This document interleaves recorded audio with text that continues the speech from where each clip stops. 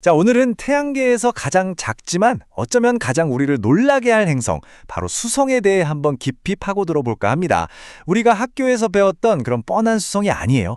정말 이상하고 또 그래서 더 흥미로운 세계로 여러분을 안내할게요. 바로 시작하기 전에 퀴즈 하나 내볼까요? 꼬리가 달린 천체 하면 짝 뭐가 떠오르세요?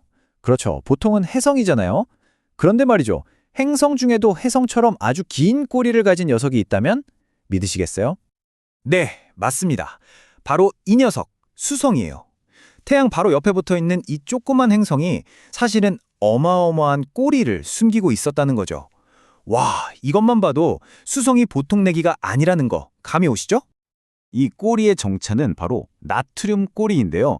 강력한 태양풍이 수성 표면에 있는 나트륨 원자들을 그냥 말 그대로 그냥 확 쓸어버리면서 만들어지는 거예요. 근데 그 길이가 상상을 초월합니다. 무려 2,400만 킬로미터. 이게 어느 정도냐면요. 지구를 지름의 1,900배에 달하는 엄청난 길이에요. 1980년대까지만 해도 그냥 이럴 것이다 하는 이론에 불과했는데 2001년에 드디어 그 실체가 확인된 거죠. 아쉽게도 우리 맨눈으로는 볼 수 없고요. 아주 특별한 필터를 껴야만 볼 수 있다고 하네요.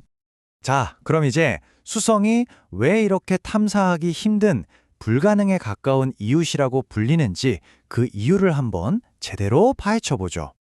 이 말 한번 들어보세요. 수성에 탐사선을 보내는 게 저 멀리 있는 목성이나 명왕성에 보내는 것보다 더 어렵다. 아니, 이게 말이 되나요? 바로 옆집인데 태양계 끝에 있는 행성보다 가기가 더 힘들다니?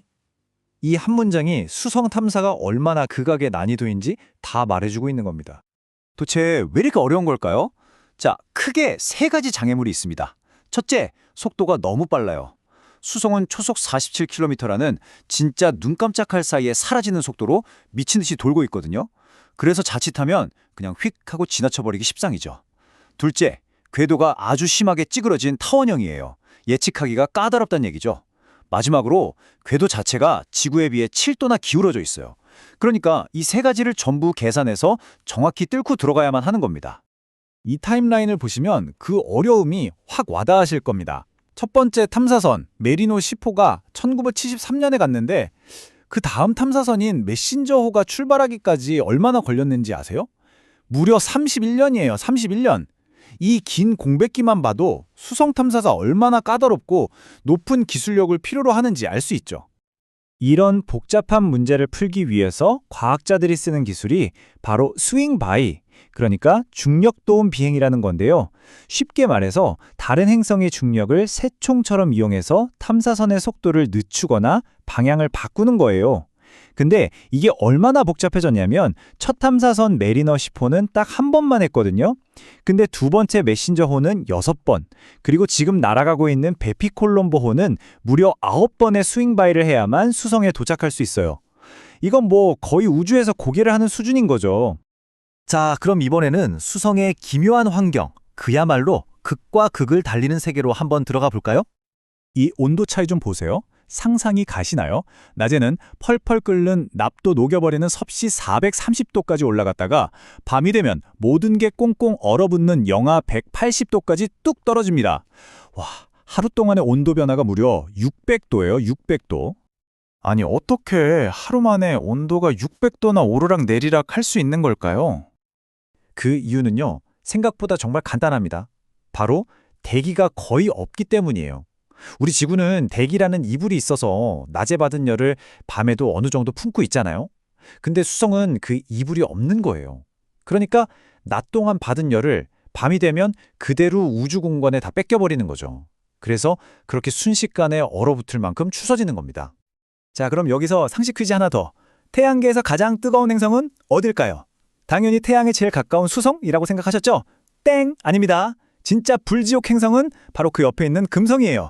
금성은 아주 두꺼운 이산화탄소 대기가 열을 꽉 붙잡는 온실효과 때문에 표면 온도가 밤낮 가릴 것 없이 항상 460도를 유지하거든요. 와, 이것도 진짜 반전이죠? 수성의 하루는 더 기가 막힙니다. 특정 장소에 서 있으면요, 해가 이렇게 지평선 위로 떠오르다가 갑자기 멈춰요. 그러더니 슬금슬금 뒤로 갑니다. 그리고는 다시 제정신을 차린 듯 앞으로 쭉 떠올라서 하늘을 가로지르는 거죠. 말 그대로 해가 두 번 뜨는 것처럼 보이는 거예요.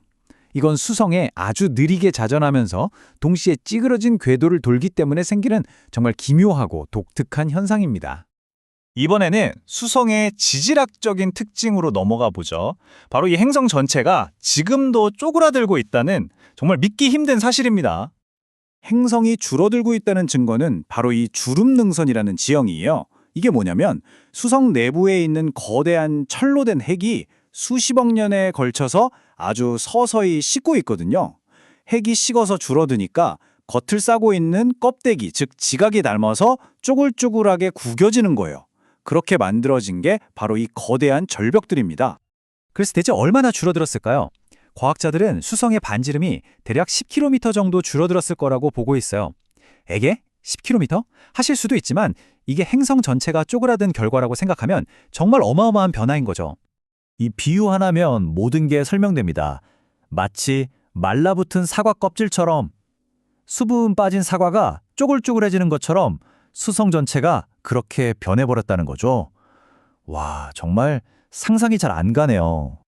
자, 이제 마지막으로 수성을 태양계 최고의 스피드광으로 만드는 그 비밀, 독특한 내부 구조를 한번 해부해 보겠습니다. 수성의 가장 큰 특징은요, 한마디로 대두라는 겁니다. 비정상적으로 핵이 커요. 행성 전체 부피의 무려 61%가 핵으로 꽉 차 있는데 참고로 우리 지구는 16%밖에 안 되거든요. 과학자들은 이게 아마 태양계 초창기에 어떤 거대한 천체랑 꽝 하고 부딪히면서 겉에 있던 두꺼운 멘틀이 싹 다 날아가 버리고 지금처럼 거대한 쇠구슬 같은 핵만 남게 된 거라고 보고 있어요. 바로 이 지점이 정말 재밌습니다. 이 표를 한번 보세요. 수성은 크기나 질량으로 보면 지구의 발끝에도 못 미치는 꼬마 행성이거든요. 그런데 밀도를 보세요. 지구의 98%에 달해요. 작지만 엄청나게 무겁다. 작은 고추가 맵다는 말이 딱 어울리는 거죠. 이게 다 그 거대한 쇠로 된 핵 때문입니다.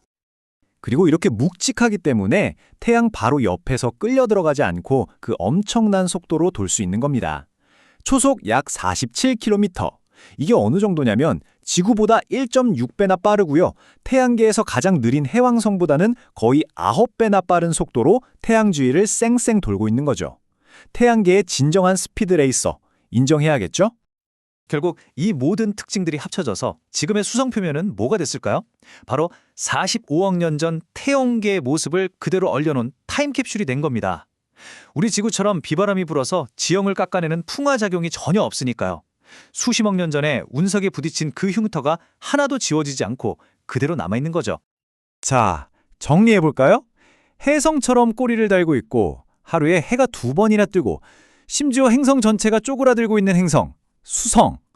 오늘 우리는 이 작은 행성에 얼마나 많은 놀라운 비밀들을 품고 있는지 알게 됐습니다. 과연 태양계에서 가장 작고 가장 빠른 이 행성은 앞으로 또 어떤 비밀들을 우리 앞에 꺼내놓게 될까요? 정말 궁금해지지 않으세요?